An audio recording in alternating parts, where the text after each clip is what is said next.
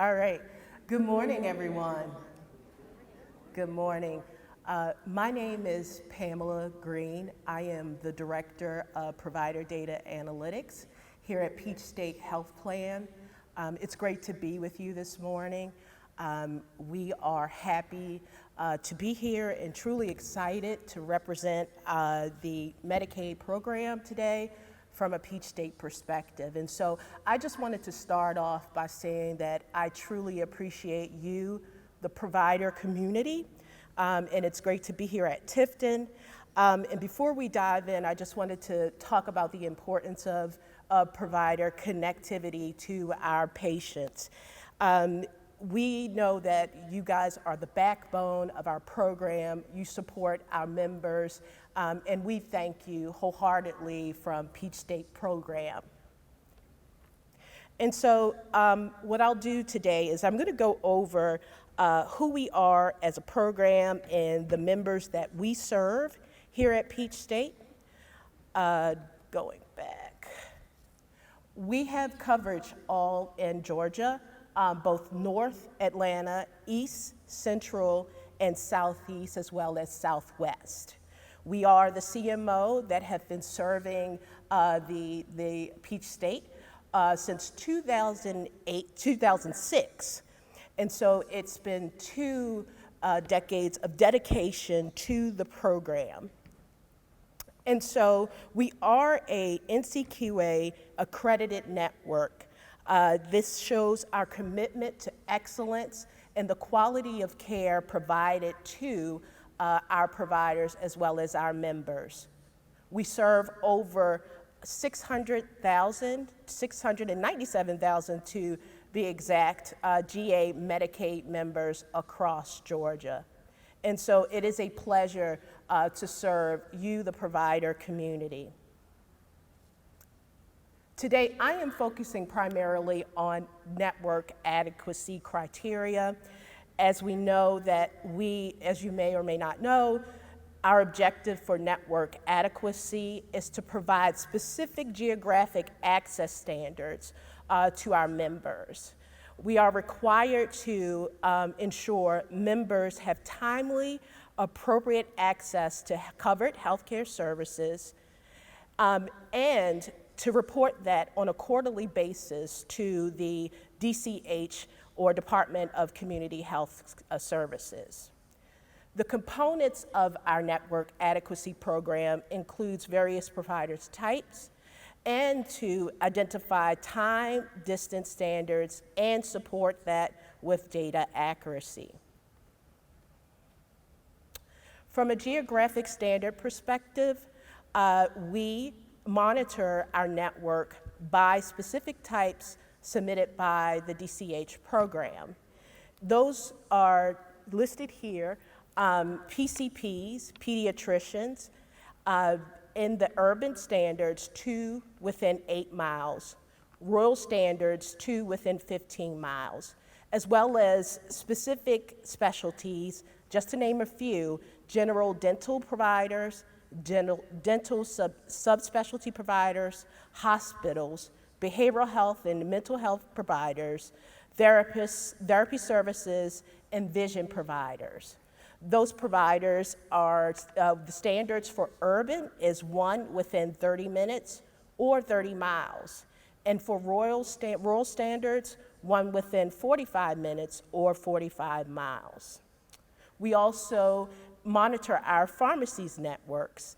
For urban standard areas, it's 24/7 within 15 minutes or 15 miles.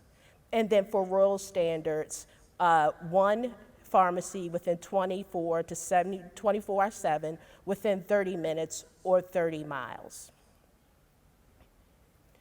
Required provider types for network adequacy reporting. Again, we are focused on those critical specialties that are impacting our members. Specialties such as PCPs and pediatricians, hospitals, FQHCs and RHCs, behavioral health facilities, pharmacies, outpatient laboratory and radiology centers, dental dental and dental subspecialties, dialysis, DME, and home health and infusion services, as well as therapy and rehabilitation services. In addition to monitoring our timely standards, the importance of data accuracy is critical for our organization. We ensure that not only we deliver on a quarterly basis reports identifying our network and identifying our potential gaps, we work along with our contracting team to ensure those gaps are filled with quality providers. And by quality, we're not just talking about a provider in place, but we ensure that they are credentialed and that they meet the requirements as designed by DCH.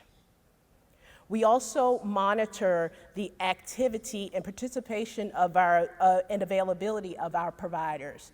This is a topic that we will discuss in our next slides.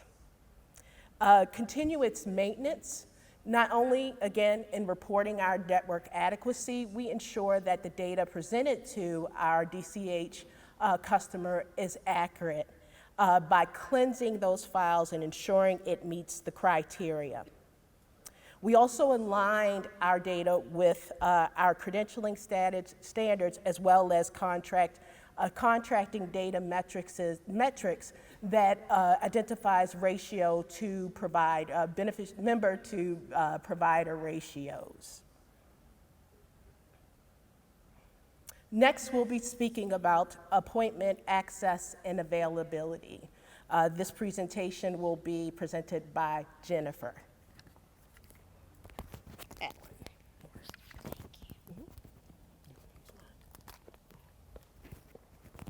Good morning, everyone. I hope you guys can hear me. So we're going to talk a little bit about appointment access and availability this morning. So as we know, it's very important for our members to be able to get in to see the providers in a reasonable amount of time. So as you can see, we have all the appointment availability and time slots and everything on the screen for you to review. But it's very important that we make sure that if we have members that need appointments, that, this is the standard that's adhered to across the board. There are certain requirements for PCPs, there are certain requirements for OBs, and then general specialists. And of course, this is nothing new. We just kind of wanted to go back over it again with everyone, just as a general reminder and say, hey, just remember, this is what we're looking for as far as appointment availability and those access standards for our members. We want to be sure, especially those who are sick and need those appointments within 24 hours or being able to get in and be seen within that time. And those OB patients that need, they're pregnant and they need to get in for their first appointments to be seen. We know it's very important and crucial for those to get in as soon as they can possibly get in for that prenatal treatment. So just wanted to give a general reminder on the appointment availability and access standards, just kind of across the state, just as a general reminder to you guys, just to make sure that this is your record that you're kind of following when you do have members to reach out to your office to schedule appointments. Anytime that you have any questions about this, you can definitely reach out to your provider reps and they will be happy to assist you and answer any questions that you may have. So I am actually going to turn it over to Brian Vaughn and he is going to present your care coordination.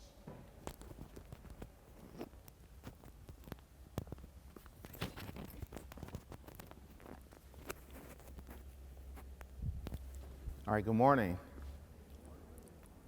My name is Brian Vaughn. I am the Director of Population Health Strategy with Peach State Health Plan, and today I'll be going over care coordination.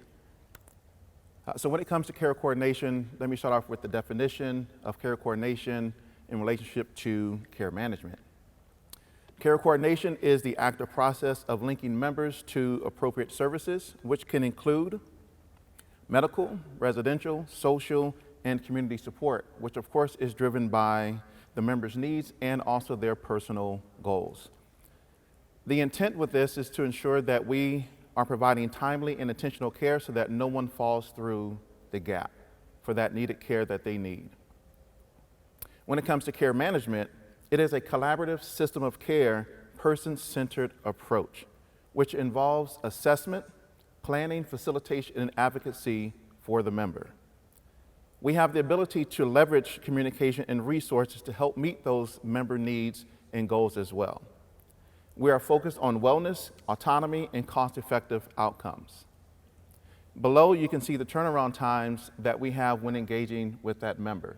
From a care coordination perspective, we have our initial outreach of 0 to 3 days, and for the follow-up, which is what that is within 30 days to ensure that they are receiving the appropriate care based upon that care coordination efforts. When it comes to care management, our initial care plan development happens within 5 business days of contacting that member to ensure that we are conducting a comprehensive assessment and also creating that care plan with that member focused on their overall goals and needs. And then within that 1 to 30-day time frame, we are in the process of following up that member to ensure that they are following their care plan and also meeting their needs as well. When it comes to our shared goals with our ICT team, we are looking to accomplish these 4 main shared goals. Number 1 is to improve health outcomes, which is to achieve better health for all of our patients. Number 2 is to offer appropriate utilization of services to ensure that those services are offered in the most appropriate setting. Number 3 is to ensure that we enhance satisfaction, ensuring that they have a positive care experience with our care managers and with all of the members of the ICT team. And lastly is to support provider collaboration, which is to promote efficient resource use. Here is an example of some success that we've had within our care management department. First, starting off with our complex care management in relationship to total ER utilization per 1,000. You can see year over year that trend has gone down from our initial baseline to here in 2024 with a decrease of 409.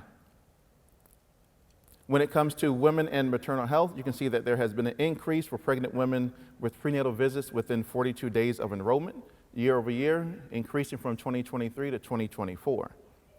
And with our behavioral health 7-day member follow-up, year over year, that has increased to ensure that the members are receiving the necessary follow-up that they need in order to address their behavioral health needs. Here is an example of a case study that indicates that there was a 50-year-old male who was insulin dependent with diabetes and hypertension. He sustained a tibial plateau fracture and was hospitalized. And during this stay at the hospital, this individual was discharged with unstable housing and eventually was living in their car. This individual struggled with food shortage, hydration, and access to basic hygiene. Some of the challenges that were identified were homelessness, limited access to food and water, barriers to post-op care and physical therapy, and emotional distress and isolation. So what was the impact on care coordination? In this process, there was a cross-functional team that met with the member in person. There were 2 care managers, a social worker, and the outreach team. What was provided to this member to help him through this process? There was a gas card and gym membership that was provided for hygiene needs. There was authorization of a $2,500 housing allowance to ensure that this member had the appropriate housing taken care of. There was where we connected the member to accepting housing facilities, arranged for the post-op PT services, and the continued emotional support for the care managers, being in constant communication with those care managers so that he was able to deal with that emotional stress and isolation. What were the outcomes? That this member was safely housed, was no longer living in their car, engaged in ongoing care and recovery, and expressed improved emotional well-being and gratitude for the support.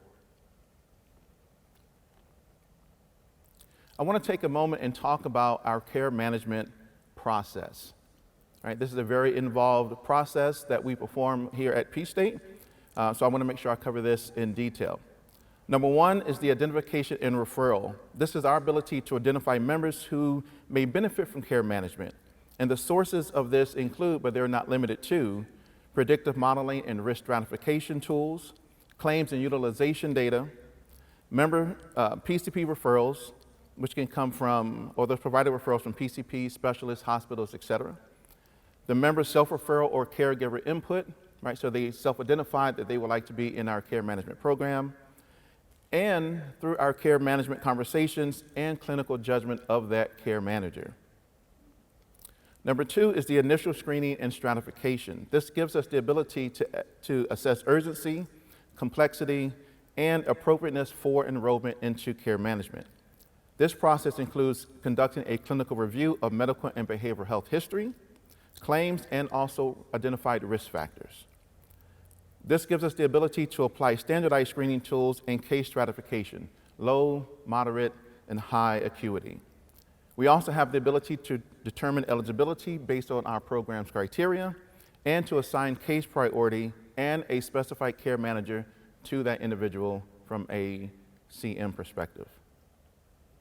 Step 3 is the outreach and engagement with the member. This gives us the ability to establish communication and to obtain the member consent.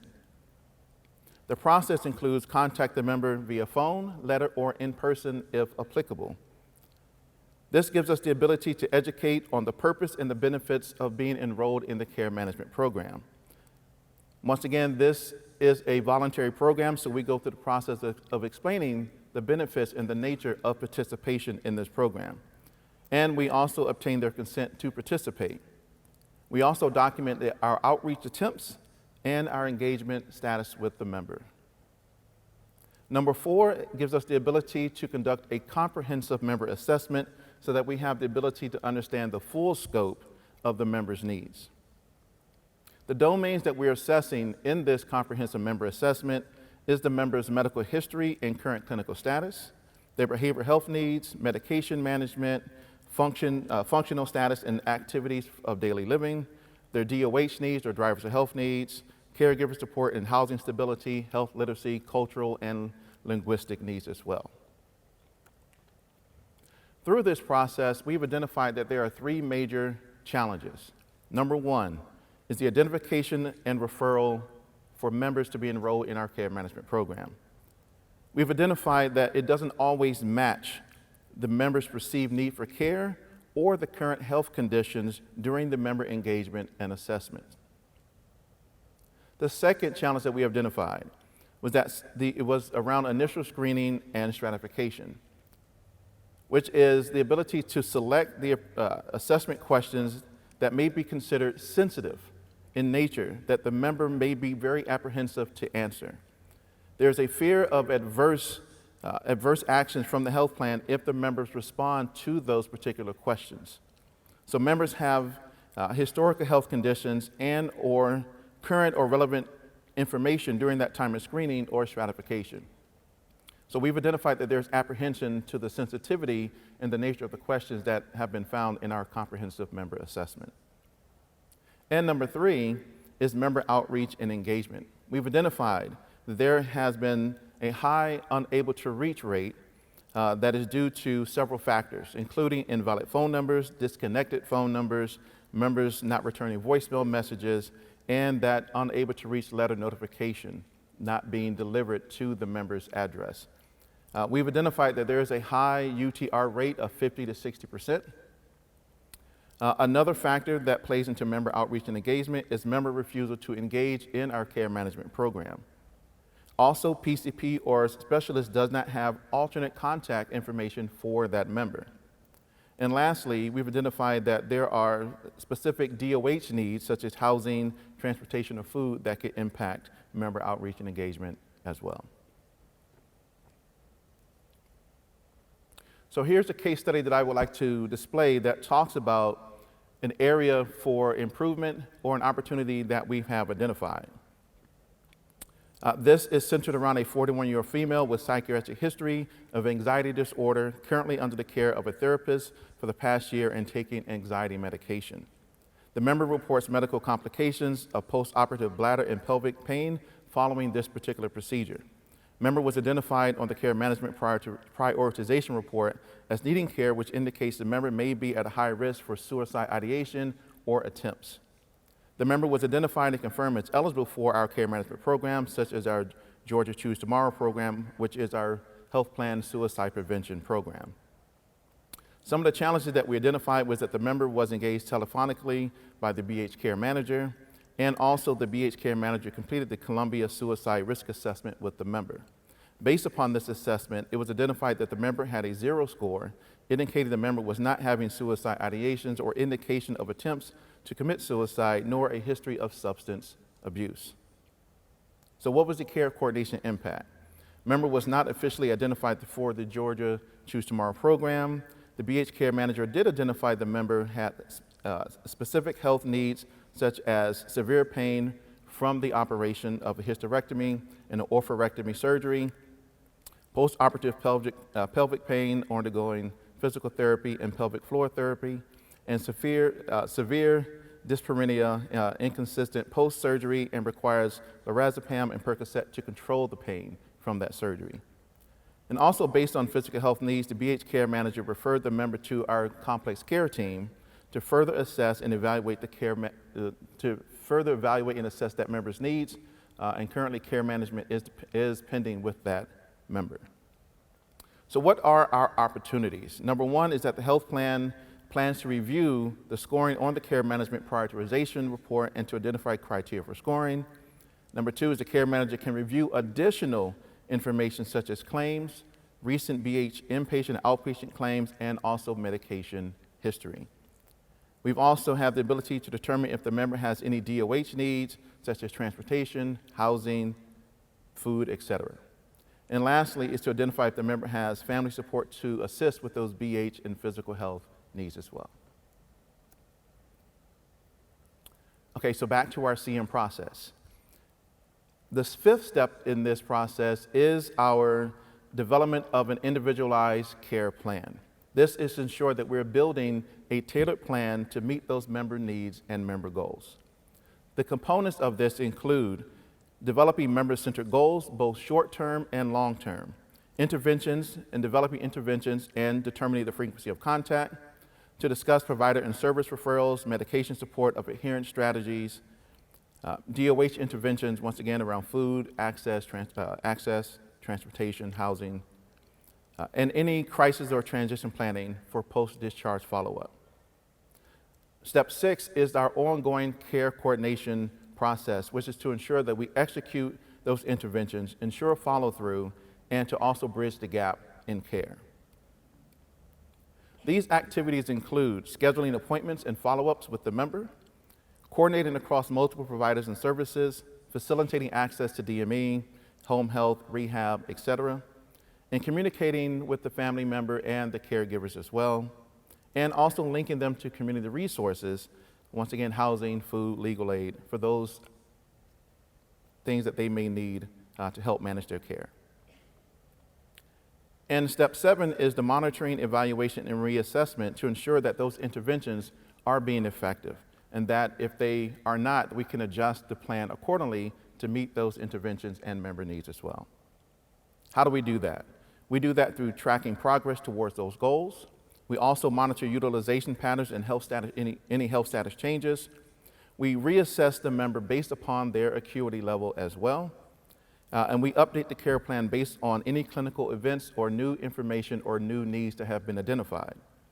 We also collaborate with providers to adjust interventions as well, based on those conversations. And number 8 is our transition or discharge from the care management program.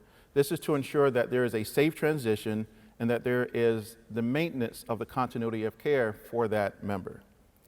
Some of those triggers that we've identified to move someone out of a care management program would be the achievement of their goals or the stabilization of their condition. The member declines further care management services. The member becomes unresponsive to outreach attempts. And there's a change in their eligibility, which could be loss of coverage, death, etc. So how does someone become enrolled in our care management programs? I think the very first thing is to know is that all of our care management services are a benefit to all of our members regardless of risk stratification. So here is the following criteria that is used to determine if someone is eligible for our care management program at Peach State. Number 1 is any member who is currently requesting CM services. Once again, all members can be enrolled into our CM service, regardless of their risk stratification. And as you see here, there is a list of those: individuals with special healthcare needs, recurrent lapsing conditions, identification of potential members with predictive modeling, if they've been to the ER 3 or more times over the last 90 days, inpatient readmission, if there's complex cases or multiple comorbidities, diabetes, asthma, substance use, depression, et cetera. If patients who are non-compliant with the physician's plan of care. If there's catastrophic conditions, spinal injuries, transplants, cancer, HIV/AIDS, multiple comorbidities, high utilization, high cost, high risk conditions, pregnant women under care, high risk pregnancies, infant and toddlers at risk for developmental delays, dual diagnosis, and others, such as the ability for the care manager to use their clinical judgment or conversations with the primary care physician. And then lastly, for this section, here are some of the programs that exist under our care coordination and care management process. We have our women and maternal health, which you can see we have several programs listed here for our Start Smart for Your Baby, which is them working with a dedicated high-risk OB, care manager. There's maternal substance abuse and depression programs, and also our baby showers program as well. There's our NOP, or Notification of Pregnancy Incentive Program, our Teen Education and Awareness Program for period poverty and teen pregnancy. There's our MOMS program around electric breast pumps and breastfeeding support and meal services. There's our Healthy Start program for resource mothers and the first year of life, and our remote maternal and fetal monitoring program as well. Under our complex management, we have our integrated care model for behavioral health and for physical health as well. Our Sickle Cell Center for Excellence, our chronic conditions management for asthma, diabetes, and hypertension, our transitional care, which is our discharge planning program, and our digital care management program under complex care. Under behavioral health, we have our dedicated behavioral health programs for care management and our disease management. We have our HALO program for substance use disorder, our Choose Tomorrow for suicide prevention, our social isolation, which is under our PICS Health, and Follow the Member, which is our behavioral health discharge planning program. And for drivers of health, we have our certified community health workers operating with our sickle cell coaching program, our car seat tech, healthy lifestyle events, emergency preparedness program, disaster and first aid kits, and we also conduct outreach events. We also have our social care coordination programs, which is operated by licensed social workers and also resource mothers. We have our community connection helpline with access to peer coaches. We have our social determinants of health platform, which is Find Help, which helps us to find availability of resources to food, housing, transportation, et cetera.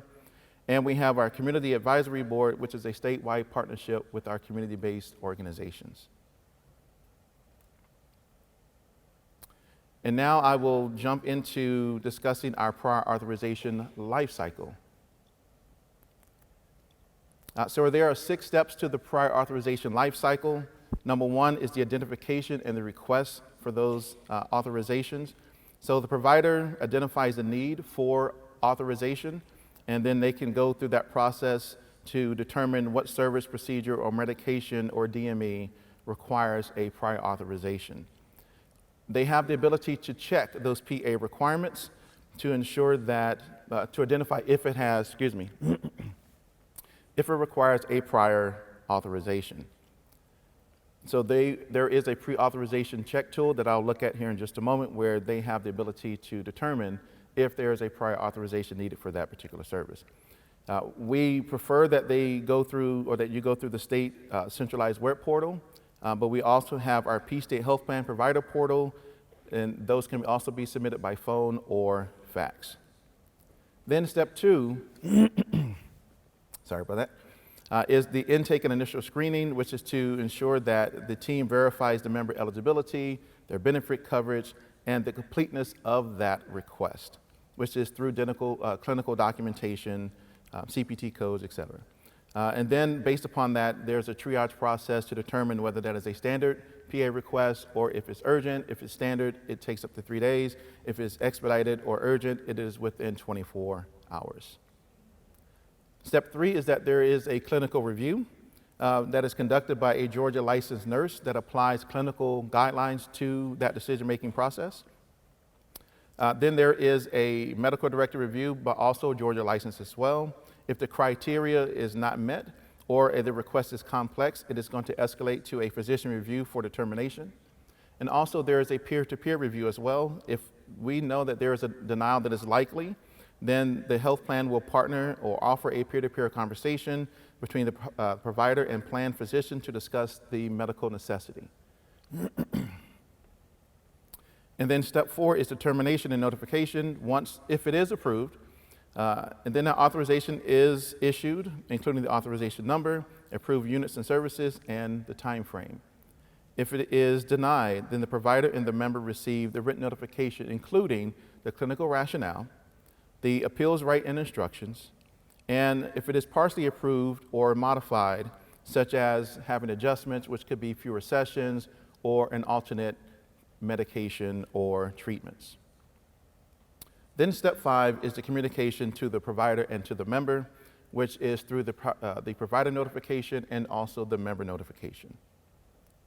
And then step 6, if it is approved, then the provider can proceed with delivering the authorized service within the approved timeframes and scope. This slide shows you our pre-authorization requirement and tool. It may be used to identify prior authorization requirements and service for that particular service or a procedure. You can search CPT codes or HCPCS codes as well in this pre-auth tool, and this pre-auth tool is located on our Peach State Health Plan website at the following link. Of course, pshpgeorgia.com, providers/preauth-check.html. But once again, you can check which services require a pre-authorization. And for us, as far as a summary, 93% of our services do not require prior approval with Peach State Health Plan, which means that we are an open access health plan, no initial specialist referral is needed. We also perform at a minimum an annual review of our prior authorization requirements, and we also on an annual basis update those authorization requirements to ensure that we ease the administrative burden. And lastly, that prior authorization list is located on our Peach State Health Plan website. What questions do you have as that concludes my section of the presentation? Okay. Well, thank you very much for your time, and I will turn it over to Ms. Kristen Agnew. Yes.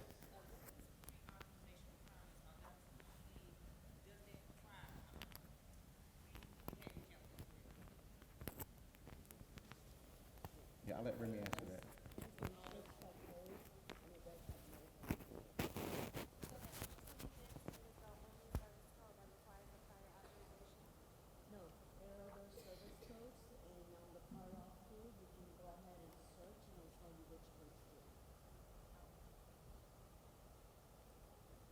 Thank you. Good morning, everyone. My name is Kristen Agnew, and I am one of the managers in the compliance department here at Peach State. Really excited to be here with you this morning, and I'm going to speak to you really quickly about provider complaints.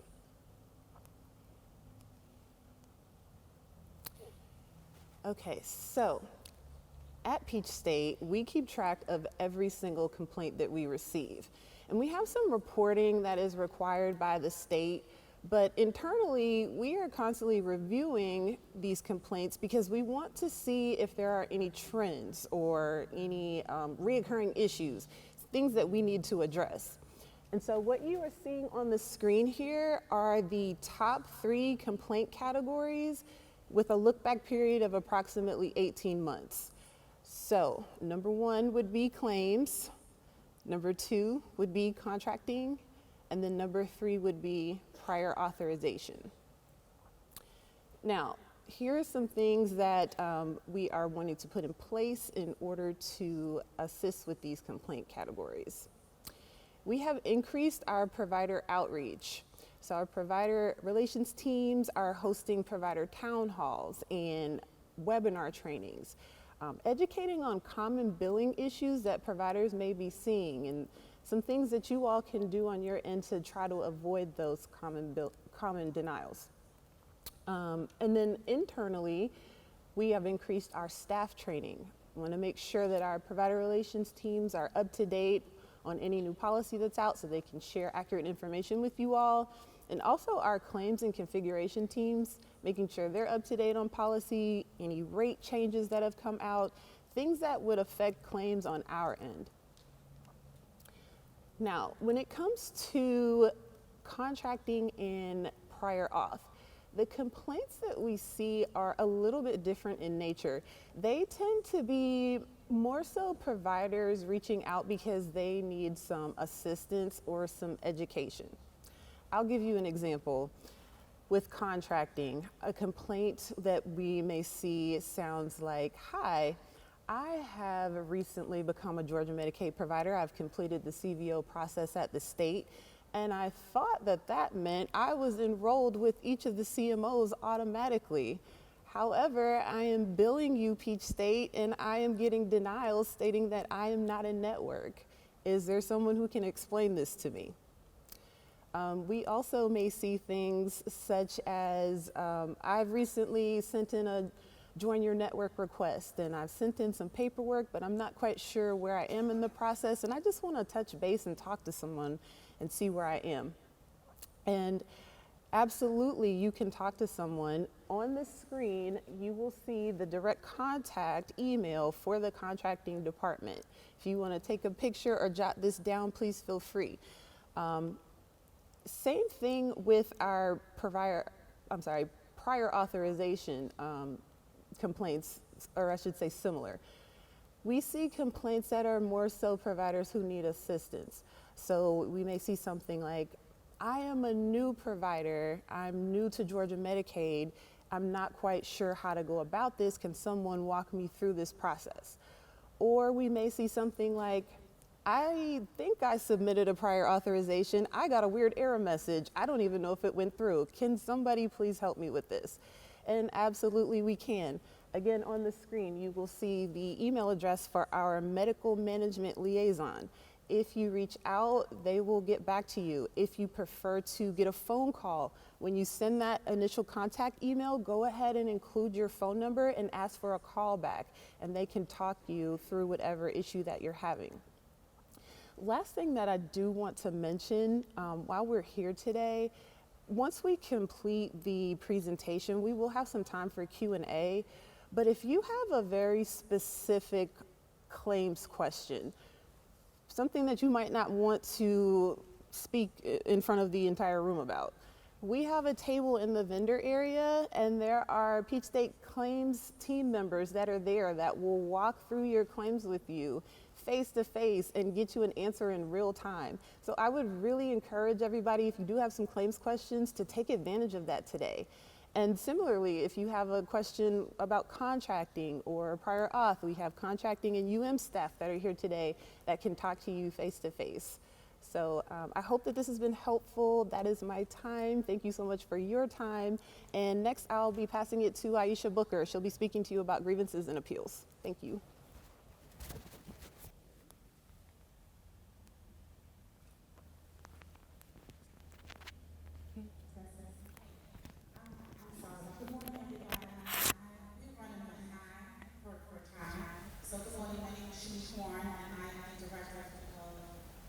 Care and Compliance Services for the Department of Community Health in the MAP division, which is the Medical Assistance Network. So, first of all, I want to thank Peach State this morning for your awesome presentation, cutting into their time.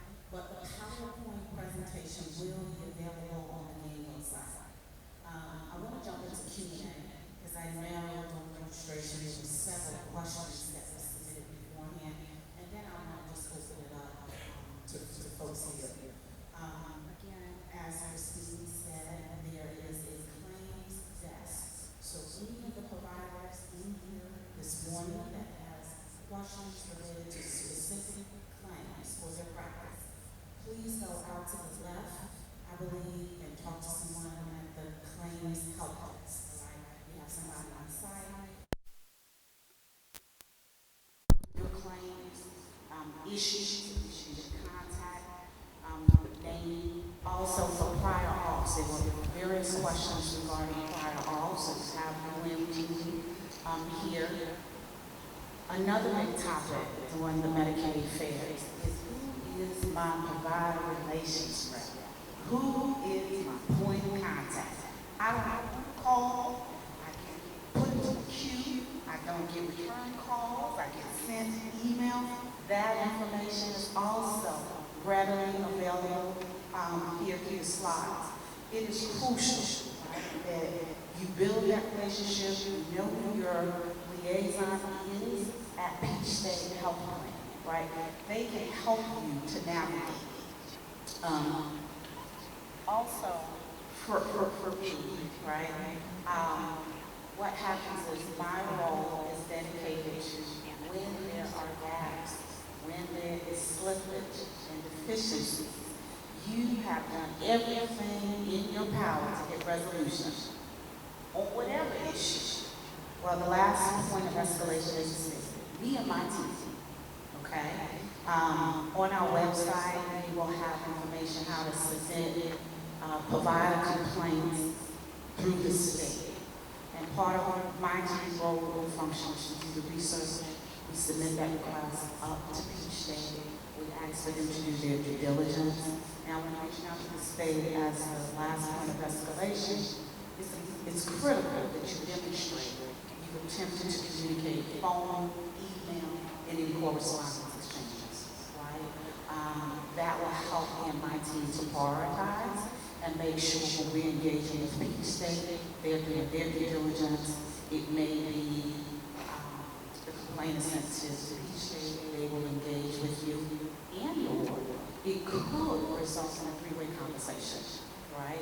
So that would be Peach State, that would be the state, and that would be you as the provider, right? And the intent of those discussions is to really get resolution, understanding what broke down, right? Whether that's training, could be a site visit. Maybe the PR rep to come out to your office and sit there. Sometimes information is not enough to exchange information through emails.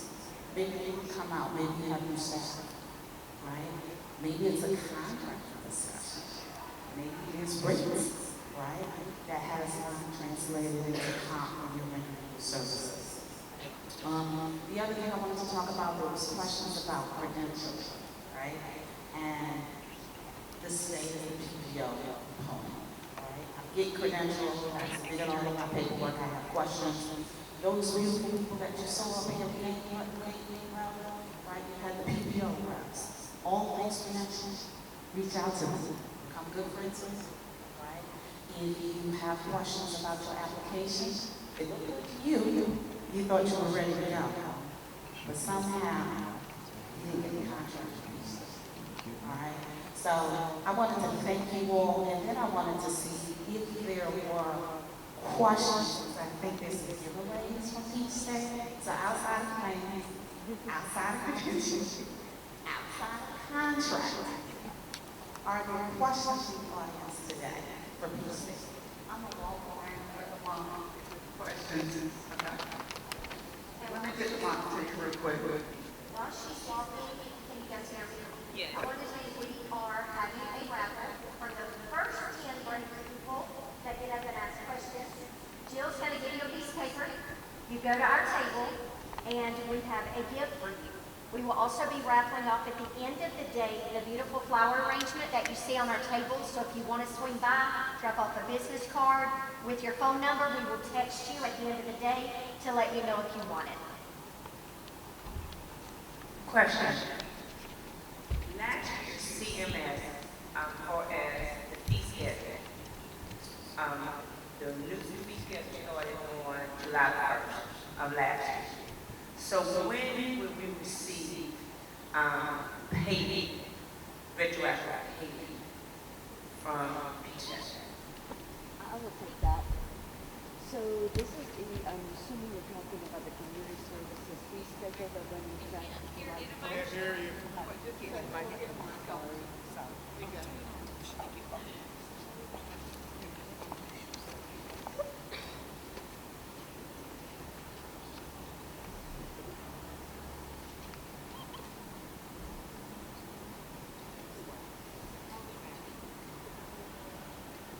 I apologize.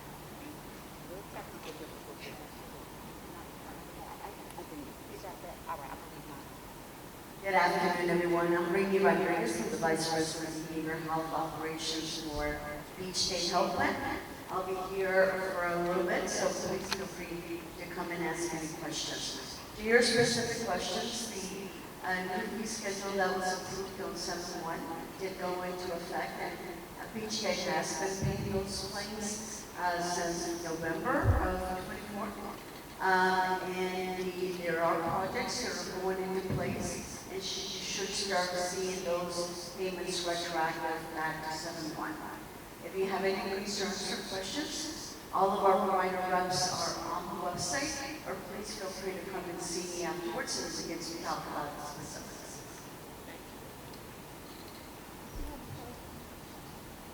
Yes, I had a question. When it comes to the service codes that we are rendering, we're requesting services, and it's been approved, what service codes will be considered excessive billing, even though we are providing a medical need for that service?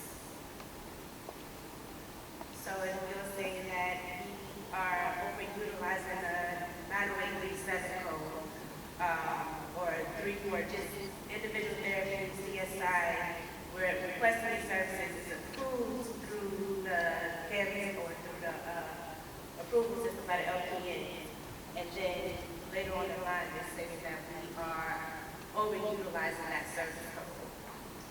I think I may need a little bit more detail, so I'll take you afterwards. If you don't mind, just come in and we can talk about the specifics, so I give you a correct answer. Hold on. My side.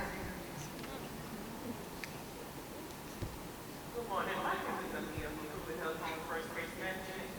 And my question was on for the case management side. Mr. Brian, you kind of touched base with it on slide 15. I understand that we only accept clients who are 65 or older. So you guys are managing to care for an individual that is not 65 and older, once they hit 65, do you guys still continue to manage and care for them, or do y'all go with them out to potential case management like us to help them with home health services as well as under the Social CSD program? Okay, it was difficult to hear the question up here. It was, can you say that one more time? 65 and over. Okay, so one, case management home first for proven health. Now, you guys, Mr. Brian spoke about it on slide 15 with a gentleman, I think he's 55 at that time, and all the diagnoses that he had. But my thing is, we only accept clients that are 65 and older under the Social CSD program to manage their care. So if you guys are managing their care before they turn 65, and once they hit 65, you transition over to the Social CSD program, y'all broken them out to other case managements like Philadelphia, Diversified, or EMB Health Services. For us to broken them out to the providers to help them with the home care services. Hello, everyone. My name is Rochelle Wiley. I'm the clinical nurse liaison with the State Health Plan. If the member is 65 years old, that would be Medicaid. So that wouldn't fall in our bucket. So we do, are you familiar with Social CSD Medicaid? Okay, wait. Yeah. Population. Hang on.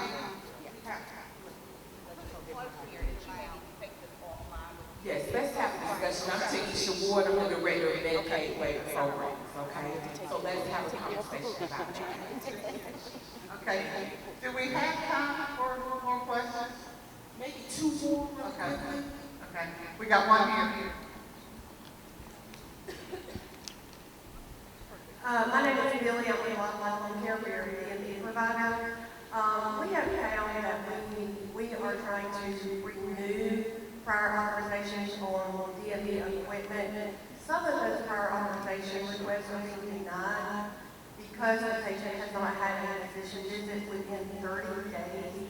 That seems unrealistic. Most of our patients go to the doctors every 3 to 6 months. So is that something that is new? Is that something we can work around possibly? So that would be like a case by case. I would have to have more information to be able to answer your question because if I heard you correctly, you're saying that it's unrealistic that the member goes to the doctor every 30 days in order to renew if it's for DME or am I correct? Okay. Is it possible for you to give me a little, you can catch me, I'll be here, to give me a little bit more detail and then I can research it for you? Is that possible? One more. All right, one more, and then we'll bring the session to a close. Okay, here we go. Hi, my question is a COE question. I get a lot of denials stating patient has primary insurance. And if you give me, if you check out the building, if you show me insurance, I would say 7 times out of 10 when I check that insurance, the patient is not eligible. So I'm just wondering what can be done to maybe update the system or something better.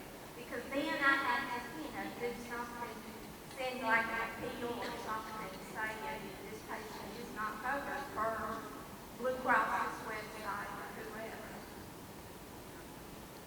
So would it be appropriate that she talks to someone at the claims desk? So I think that outside to the left, there's a claims desk, and based on your question, someone should be able to help you there. Okay, all right. Well, each state, is it okay if I close out? All right. Thank you, everybody. We appreciate you attending Peach State's Health Plan session. See you at the next session. Have a good day, everyone. Take care. Thank you.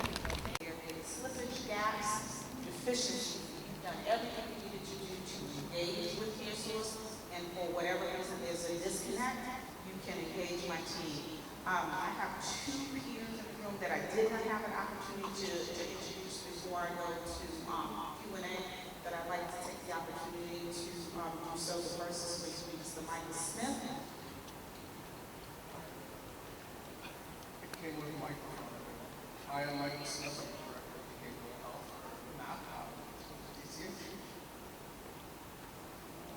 Dr. Pearson, Taisha Ward.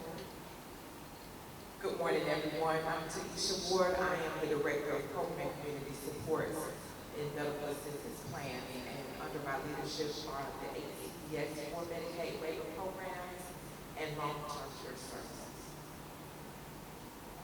Taisha, thank you. So let me open it up to just general Q&A. I know there was a question about TRICARE as well, and I don't know if anybody on the panel there was a question about TRICARE just in general and what care source is doing in TRICARE. Couple minutes, Tony, and then I'm going to pass it over to the lady. Black. Yeah, there was a question about TRICARE. Absolutely. So one of the really exciting one of the exciting pieces of news from CareSource is that we were awarded the TRICARE competitive plans demonstration in Atlanta Metro and Tampa. So we won this award, and it starts January 1st, 2026. So it's in those two metro locations. So it's not statewide, but it is in that Atlanta Metro area. Any specific question on TRICARE or just general? So does that mean that the TRICARE patients that we intake will go through CareSource now? So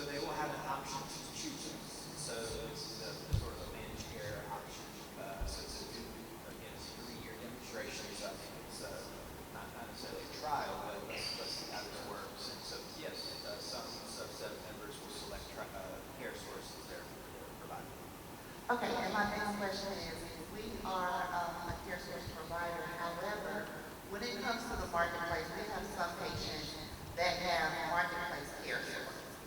So we're not in network with the marketplace.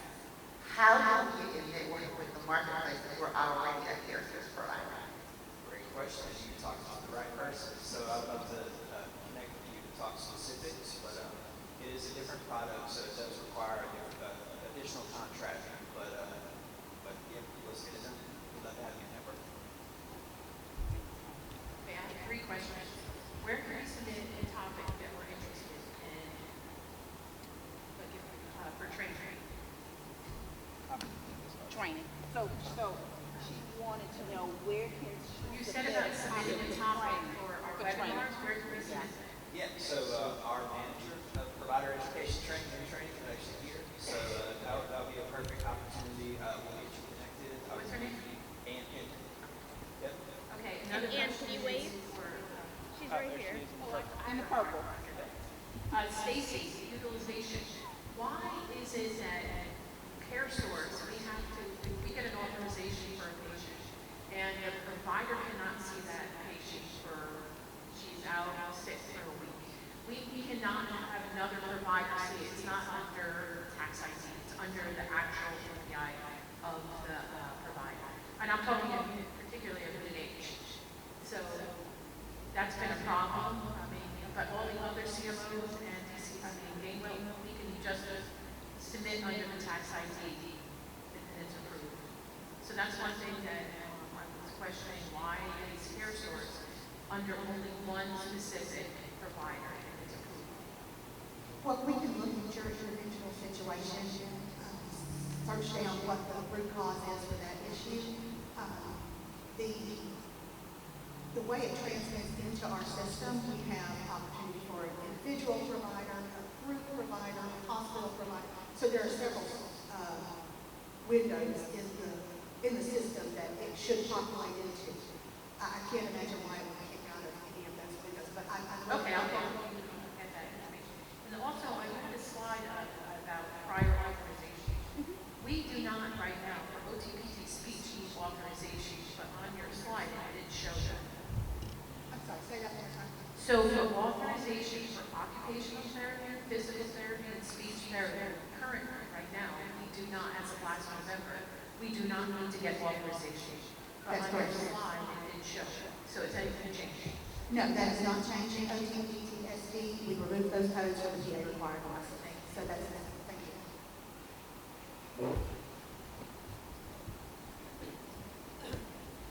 Good afternoon. Recently, maybe in the last couple of weeks, we started to see projections from claims, and they're now stating that we need for a referring provider. Can you guys elaborate on that? I think we need to be on the list so we just have clarity. The EMR has set up our billing profiles, our claims won't be projected, but we need a little bit more clarity about the referring provider requirement. So I believe you were asking about projected claims, is that right? I think let's take this offline, we'll look at specifics and figure out the root cause. We also have our claims team at the claims table, so I think we can give you some specific answers.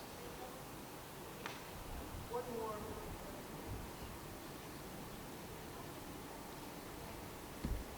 Good afternoon. I'm Christine with Pruitt Health Homeworks, Case Management Agencies. This is a question to the director.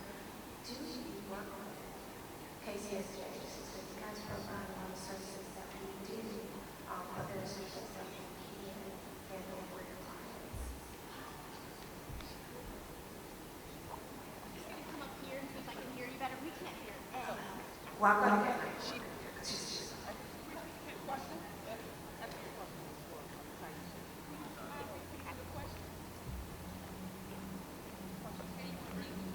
Will you repeat the question, please? Okay, she just pretty much wanted to know, care source work with case management because we have a lot of you guys referring to Pruitt Health nursing homes, for continuing care for the patients. You are aware that Pruitt Health case management can also, allow them to have that in-home care service for companionship roles. So they will not necessarily have to be put into one of our skilled facility nursing homes.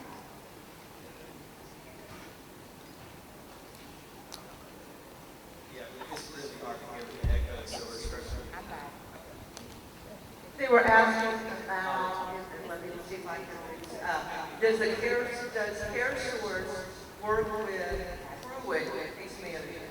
I got it. So Pruitt is under fee for service, HCCS waiver programs. And therefore, the member has to have a choice whether or not they want to remain in managed care or under fee for service. While managed care recognizes and knows about HCCS in-home waiver service program, it's still going to be up to the member whether they want to choose to remain in managed care.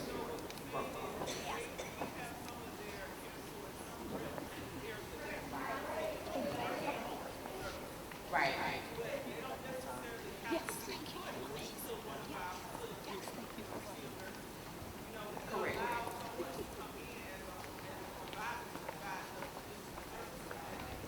Right. Right. Right. And that's where coordination of care is very important to make sure that member understands their options and what they can be provided in home. Yeah, we're close. All right. Thank you, everybody. It is now lunchtime. Will be an hour break, and then you can follow the timeline according to your agenda. Thank you, everybody. See you later this afternoon.